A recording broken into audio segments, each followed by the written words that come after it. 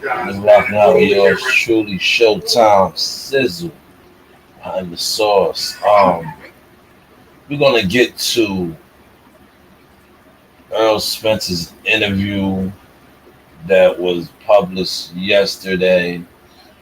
Um,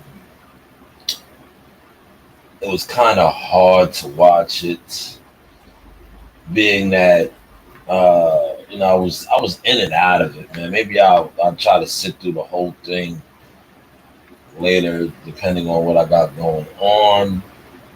Cause to me, right, he pretty much it was an interview with the great football players, Pivotal. I think it's called Pivotal Podcast. But to me, it was like same old story, right? Especially when he went into the fact of, yes, here it is right here. I'm the A side. Um, but he was basically on the same accord, like a lot of redundancy, um, as far as like, and not get badly beat up like I'm badly beating somebody up, punching somebody. Why I'm not getting punished the same way? You talk about legacy. You ever heard the Jay-Z song, What More Can I Say? Yeah. When he's talking Spaniards and then at the end he dropped the mic. You mentioned legacy. What does this fight? Because it made me think of that song. You talk about Bud, not heavyweight, but big dogs. Yeah. What does it do for the sport of boxing?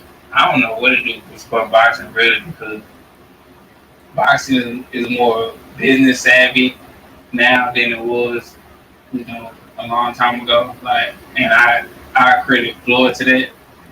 Floyd really just changed boxing and made it more business wise and made it more.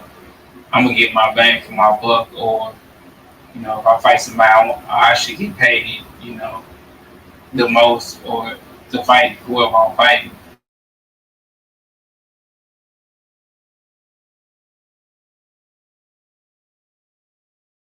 I think it might light a fire under people's butts to make these big. all right, I gotta stop it right there. That was a great call.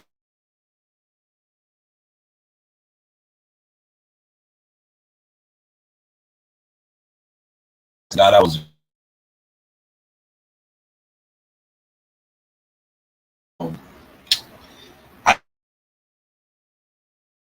whatever. But leading up to this fight, you're trying to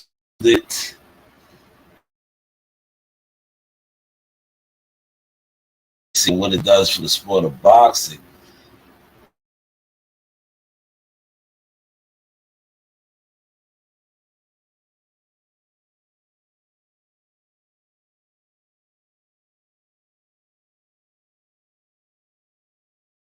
Fight that they want, the fight that people have been glamoring. It should do more than what you just said. And I'm gonna bring it back.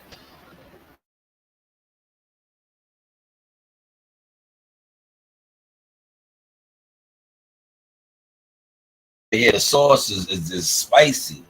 Like my guy Toby Guanla would say, Toby Barlow would say, they need a glass of milk. Because I'm breaking you down. Like you're talking about breaking down, but I'm breaking you down.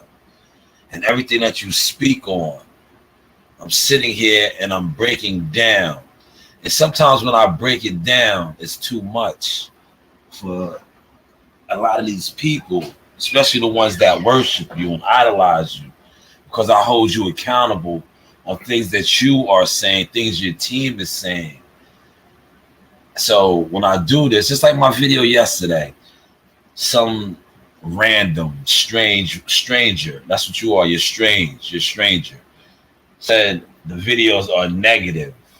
So I had to break him down. It's real simple to say, me pointing out what is put in this video is negativity. No, you are just lost, stranger, because I witnessed him doing an exercise and his coach, Melvin Sanders, laughs as he struggles. So that's me being negative, or that's me pointing out what is in the video. But let's bring back what he just said right now, because that's how I'm going to do this. Because I don't want you to say, oh, you're being negative about what you're saying. No. Listen to his answer to the question. Think of that song. Talk about Bud, not heavyweight, but big dogs. What does it do for the sport of boxing? I don't know what it do for sport of boxing, really, because he doesn't know what it does. Boxing is more business savvy. His fight, the biggest fight in boxing, he doesn't know what it does. And I credit Floyd to that.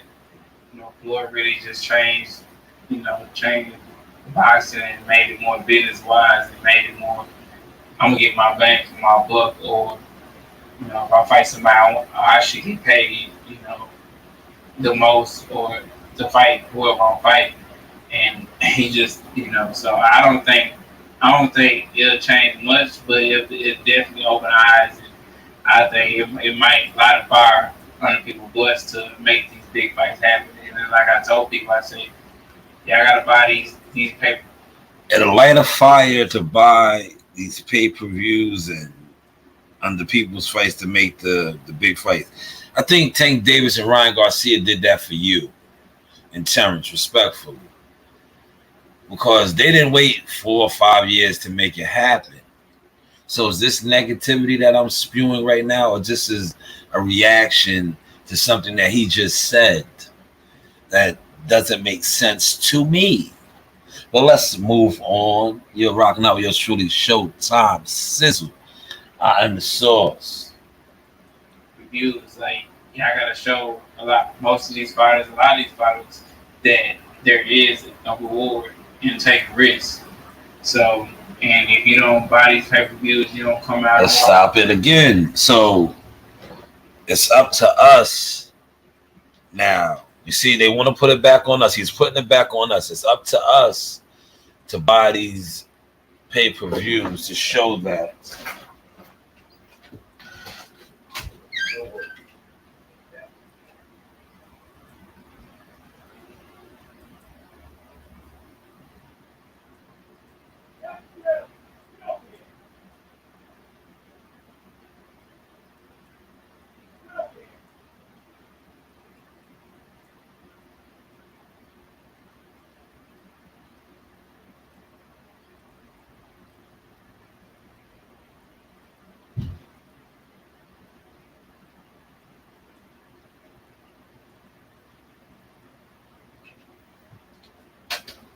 Yeah, something I had to get my dog in here.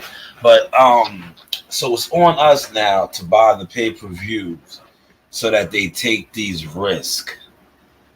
What happened to best wanting to prove they are the best? So now, from my understanding, listening to this interview, listening to what he just said right there, Terrence Crawford is a risk.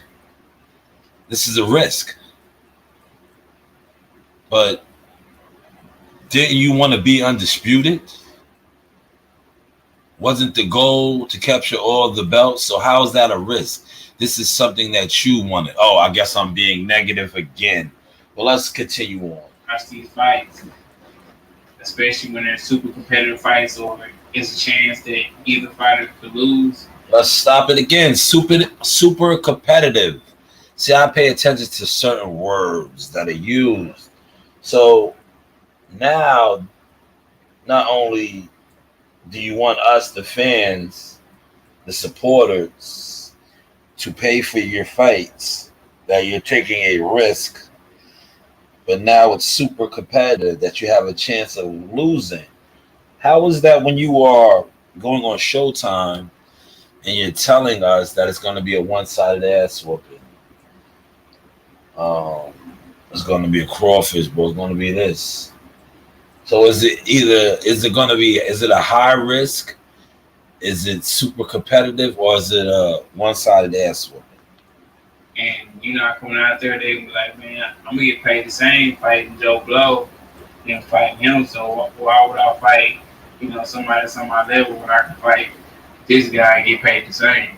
So it's really fans, once they start Stop it again. I'm glad he said that. But what you just stated is the obvious. That is the PBC motto. You know, that's what you have come up under. That is what your career has been built on.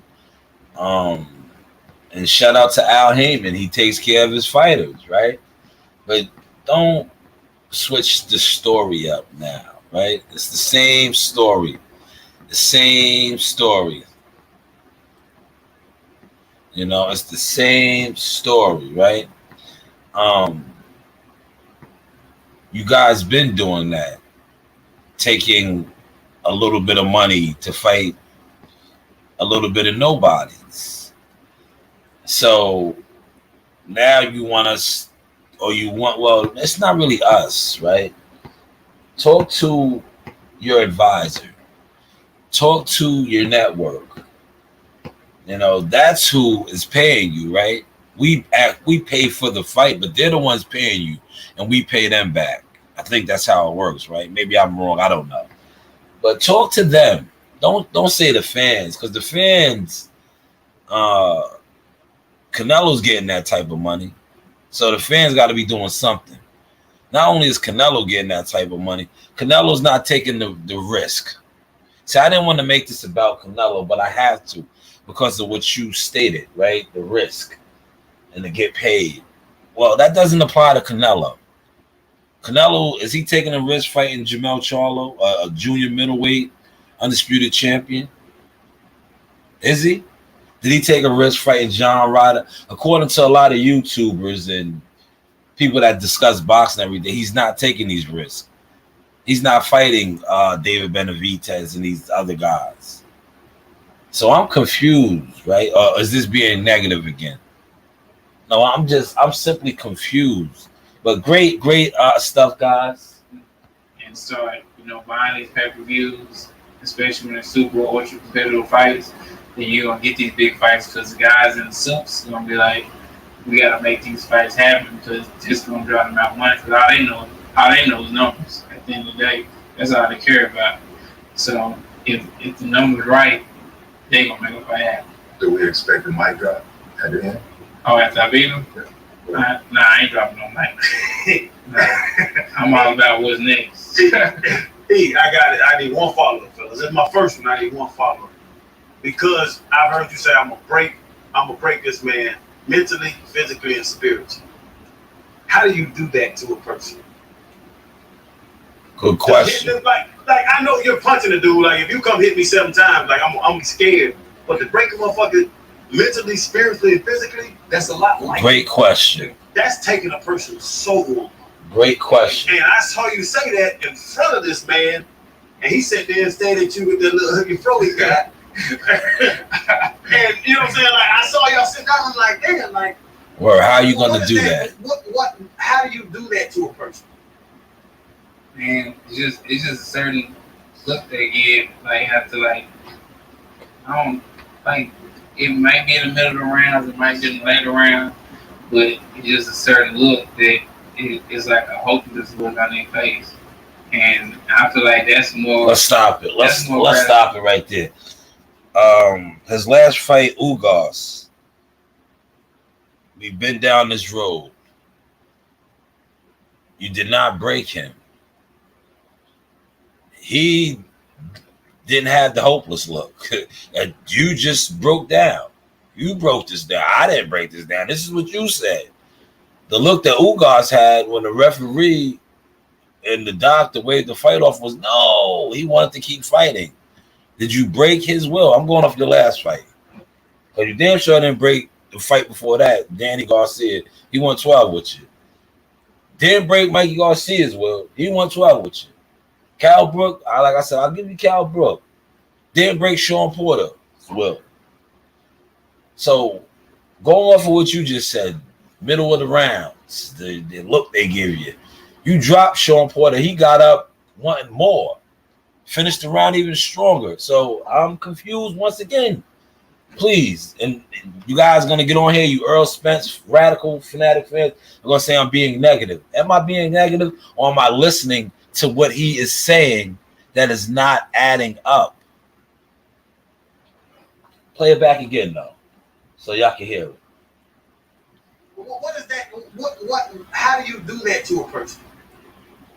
And it's just a certain look they give. Like after like I don't like it might be in the middle of the rounds, it might be in the later round, but it's just a certain look that it's like a hopeless look on their face. Hopeless. And I feel like Who goes there and look hopeless? that's more gratifying just knocking somebody out. If you punishing somebody, if you punish a knockout, okay, he got knocked out, his body good. But if you punishing somebody, keep beating them, keep beating them, keep beating them, it gets to a point where, you know, they might not come back the same. Or the next fight might not be the same because they do body to so much punishment.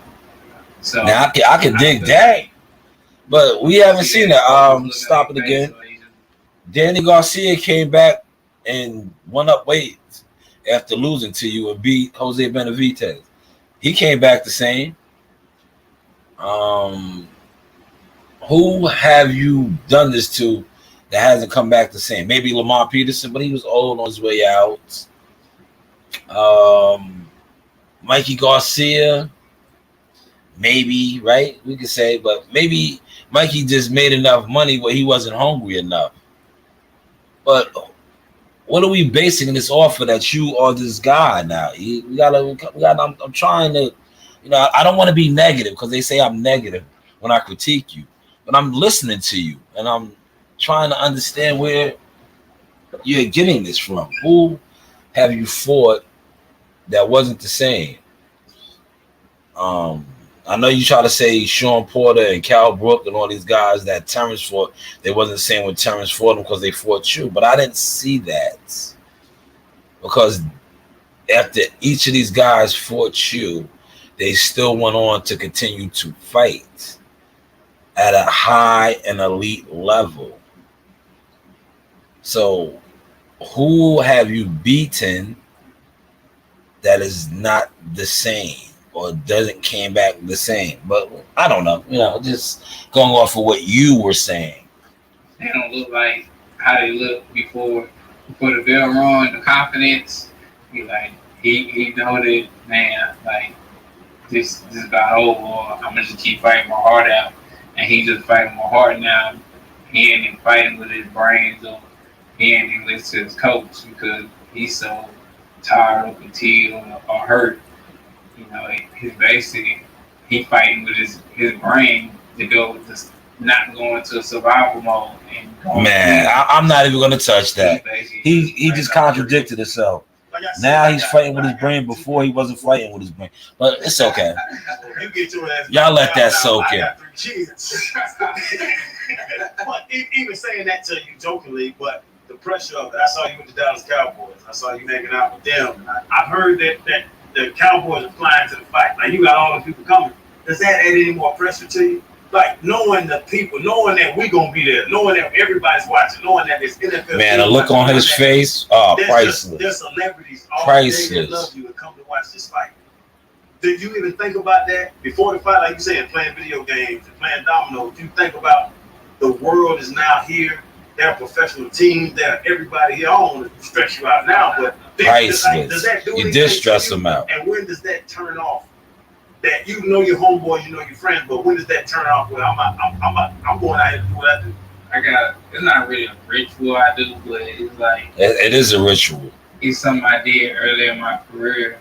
You said the right word, ritual. I like watching, like, let's say kids from like Haiti or kids from these third world countries, and even Haiti, like they was eating mud pies just to fill their stomach up. Let me stop it. You are of Jamaican descent. Shout out to all my yard family. You're watching the Haitians. Shout out to the Zoes. Parts of Jamaica are rough as well. Why not watch Jamaicans eating mud pies? Because they, it's rough over there too. There's people with no shoes and things of that nature as well. If you know, you ever been to Jamaica, you know. Especially the hood, Jam Rock. you know, the Garrisons. But I just find, E and his rituals that he does. Are you summoning up some demonic, wicked power in your ritual? Or will you be able to do this ritual July 29th? Or has your demonic rituals ran out on you?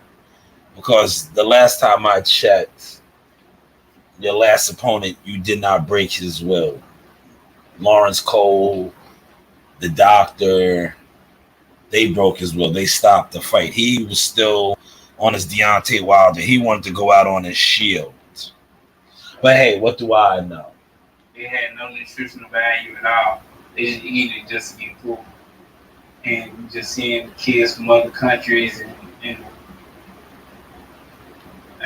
all the worries.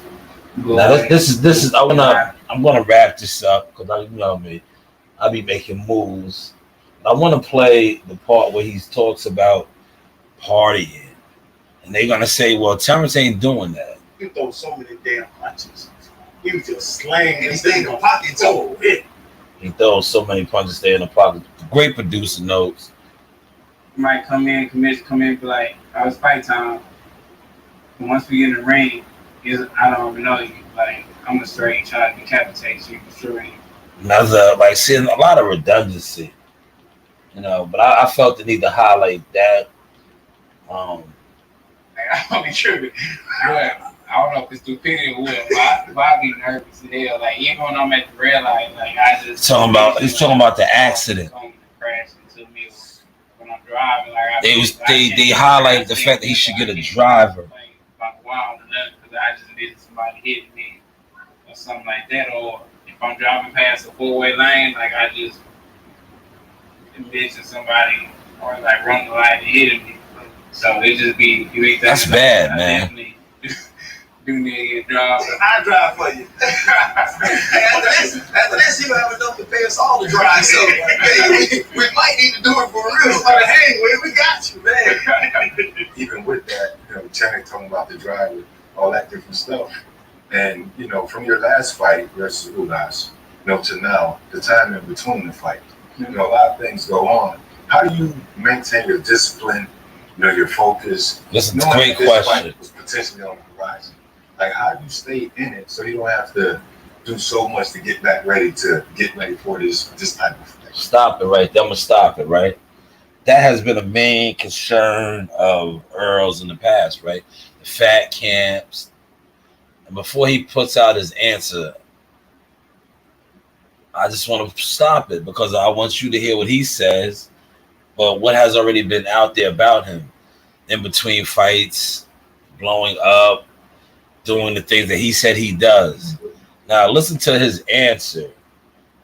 And when you hear people critique him or speak on him, are they being negative or are they basing their opinions, their assessment off of things that he says? And they are holding him accountable. I just stayed at home, basically. I mean, I stayed at home all the time. Like, I barely went out. Like, not only talking about club, I'm just talking about went out, period. Like, hanging out with friends, and like, I just stay home on my ranch, kick with my kids, do stuff with my kids, do stuff with my girlfriend all the time. Like, that's how I spend most of my time. I don't get in trouble when I'm with my girlfriend. He doesn't get in trouble when he's with his girlfriend. I was like, man, I don't never get in trouble when I'm with my girlfriend or my kids. Like, it's always if I'm with my partners. that's usually how we become partners, though. That's usually how it happens. Yeah, like, I'm never in trouble. Like, when I'm with my girl, everything's smooth. Like, nothing ever happens. But as soon as, I drift off, hang out with my guys, something happens. So I just... Let's stop it. So when you hang out with your guys, you get in trouble. Maybe your guys aren't your guys. If you're hanging out with people and you're getting in trouble, I don't know. Does that make sense? Are they your guys? Or am I looking too much into this being negative? But you just said when you hang with your girl, you're good, your girl and your kids. But when you hang out with your guys, you're getting into trouble. maybe they're not your guys. But hey, what do I know? Even with my girl, my kids are just staying out the way. I pop in the gym, do work out in the gym, run. It's basically just being at home, watch TV. The other thing that I want to know, like in listening to you, I don't understand the mindset of a combat sports athlete, right? Like I know what football is and what it's like to have teammates, and I know that if this dude, I can't really handle him, I might have Chan, I'd be like, Chan, man, you need to take this block on, let me get around. For you, it's once I'm inside that ring, it's me and you. When you talk about having a conversation with a guy, you're talking about kids, and you're talking about investments, and you're talking about life and all those things. I'm gonna stop it right there. That's a great question too, but it's business. They are in the hurt business. It's never personal. They gotta fight. They are professional prize fighters. But I'm glad they got that done.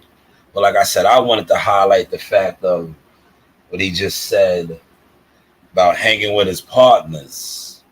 Maybe they're not your partners. If you are getting into trouble with them. One more quick segment, and we're gonna wrap this up. Because last time we sat down with you, you had the accident and a fight. Then you just recently had the accident in December. Now you got the fight.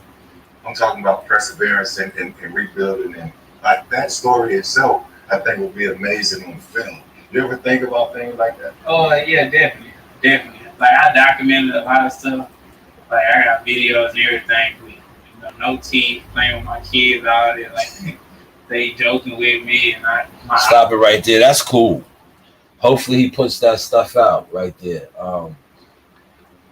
Him himself or broker a deal to do it, a documentary, because what he did go through and to still be right here at this point, this pivot, use their acronym, right, is great. You know, that is great. Kanye West has done it. You know, others have done it. So he should do it as well. You know, releasing some form of a documentary, because he was on the brink of destruction and death, and to still be where he's at right now, fighting July 29th for Undisputed. Like I said, there's a story within a story. That I want to do. And we talk. All right. Was that negative? Hold on. Let me stop. You say I'm always being negative. So, you know what? I'm going to close on that. You know, I gave you a quick half hour. Was that negative? Or was that the source being the source, breaking down pretty much what was said in the Pivot interview? Pretty much a lot of the same old same. But I felt the need to highlight a couple of things. Feel free to like, share the content. You know, we're getting better with the blogs, man. You know, we are getting better and better and better with the blogs, especially when we have the time. I'm managing a little better. You know, I try to jump on when I'm free like this so I could give you the vision and show it to you. And for all you haters, detractors, and naysayers, continue to keep hating, especially when I speak on your favorite fighters like this, and be upset. You know, just continue to hate and be upset. But with that being said, everybody enjoyed their Wednesday. It is hump day. We are 10 days out now, right? Today is the 19th. 10 days away. The time is dwindling down. But salute to my team. Close with some vintage sauce. Hey, shout out to Jackal, man. Jackal Cookies. They've been rocking for a long time, man. Yes, baby. They've been rocking for a long time. Real media, baby.